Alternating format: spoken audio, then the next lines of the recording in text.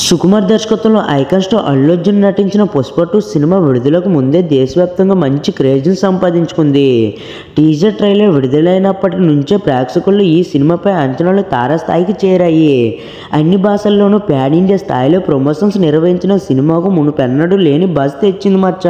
Pushpa 2 release అయిన వెంటనే box office వద్ద దుమ్ము రేపింది. సినిమా విడుదలైన తొలి రోజు అన్ని ప్రాంతాల్లో అత్యధిక ఓపెనింగ్ సాధించే రికార్డులైతే సృష్టించింది మచ్చ. ముఖ్యంగా హిందీ మార్కెట్లో కూడా ఈ సినిమా సూపర్ హిట్ రన్ను కొనసాగిస్తూ భారీ వసూళ్లను రాబట్టింది. హిందీ భాషల్లో తెలుగు సినిమాలకు ఉన్న మార్కెట్ను మరింత విస్తరించేలా పుష్ప 2 ఒక నమ్మకం కలిగించింది మచ్చ. ప్రపంచవ్యాప్తంగా ఈ సినిమా గ్రాండ్ కలెక్షన్ సాధించింది. సినిమా మొత్తం మీద 1800 కోట్ల గ్రాస్ను పైగా అందుకుంది. ఇది తెలుగు సినిమా స్థాయిని మరో రేంజ్కు తీసుకెళ్లిన విజయం అనే చెప్పాలి. అన్ని భాషల్లోనూ పెద్ద మొత్తంలో షేర్స్ను రాబట్టి అల్లు అర్జున్ క్రేజ్ను అంతర్జాతీయ స్థాయికి తీసుకెళ్లింది మచ్చ. ఇప్పుడు సినిమా ఓటీటీలోకి వస్తుండగా పుష్ప 2 రూల్ కోసం మరో 10 నిమిషాలను అదనపు ఫుటేజ్ను రెడీగా ఉందట. ఈ ఫుటేజ్ ఇప్పుడు వరకు థియేటర్లో చూపించలేదు.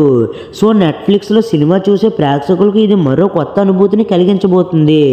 3 గంటల 20 నిమిషాల నిడివిడితో సినిమా ప్రారంభమైతే రీసెంట్గా 20 నిమిషాల ఫుటేజ్తో 3 గంటల 40 నిమిషాలుగా మారింది.